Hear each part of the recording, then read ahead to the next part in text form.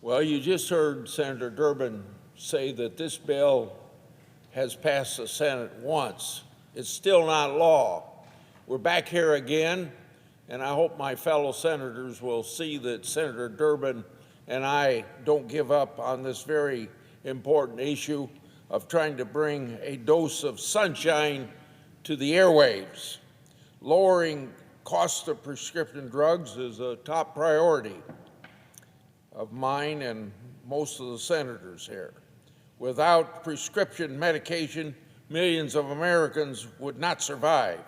As a nation, we're incredibly blessed to live in a country where investment and innovation unlocks cures and treatments.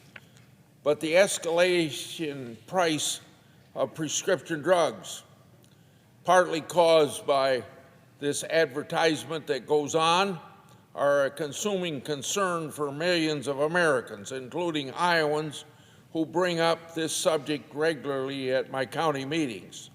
I've come to the floor of the Senate to address the sticker shock that greets consumers when they pick up their medicine at the pharmacy or open their medical bills after a hospital visit.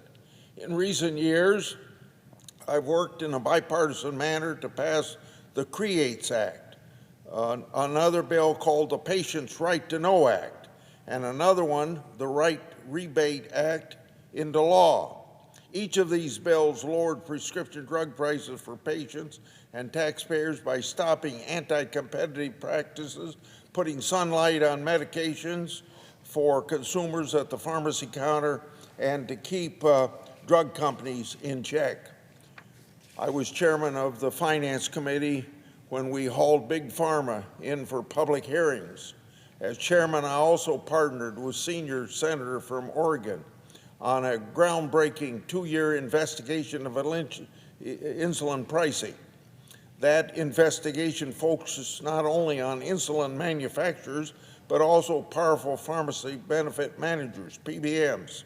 I've worked to hold PBMs accountable by putting sunlight on their practices and working to ban their anti-competitive behavior that increases the cost to patients, rural pharmacies, and the taxpayers. In this Congress, I've gotten past the Prescription Price for People's Act out of the Judiciary Committee and with bipartisan support, and I hope the Senate doesn't miss the opportunity to hold the Federal Trade Commission accountable by requiring the 6B study of drug middlemen to be produced within 1 year instead of the typical 3 to 5 years that it takes FTC to do something. I've also worked with the junior senator from Washington State to pass the PBM Transparency Act out of the Commerce Committee and with bipartisan support. The FTC can play an important role in holding PBMs accountable in spread pricing and clawbacks across all health insurance. I've also contributed to and supported 2 Finance Committee markups this year that included 6 of my PBM accountability and transparency provisions. I'm supportive of PBM provisions that have come out of the Health, Education, Labor, Pension Committee to deal with this problem in the commercial insurance market. I hope the full Senate doesn't ignore the aggressive actions that 4 committees have taken this Congress to hold PBMs accountable. We must enact these bold committee-passed bills into law. If we're timid, we'll be right back here a few years from now still fixing the problem. On top of PBM reforms and accountability, we need price transparency.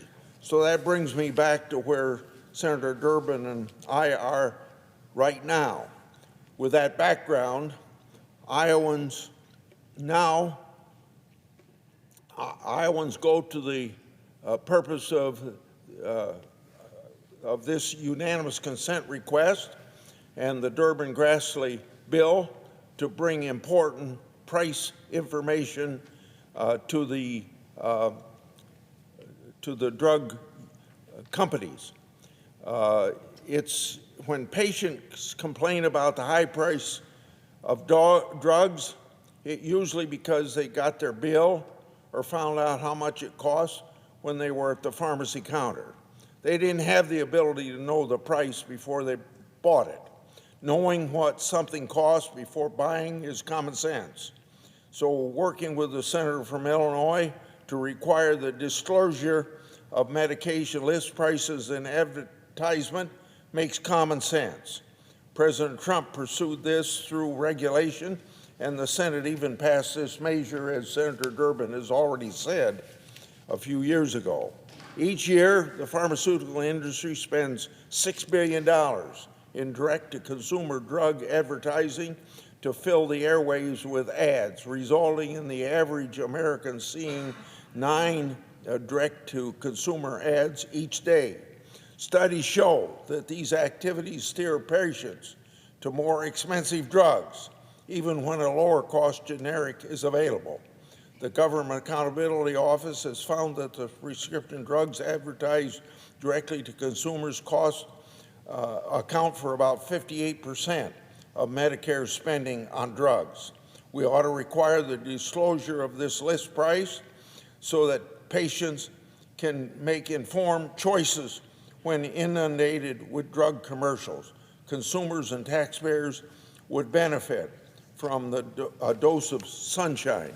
By passing the Drug Price Transparency for Consumers Act, we could begin the process of reforming the incentives in our prescription supply chain that reward high-cost drugs and their manufacturers along with powerful middlemen. If you watch these commercials on television, you see a lot of information, very quietly stated by the drug companies of the side effects that's possible from using some of these drugs. You get all information about what these drugs will accomplish, but you don't know what they cost, and that information ought to be available to the consumer.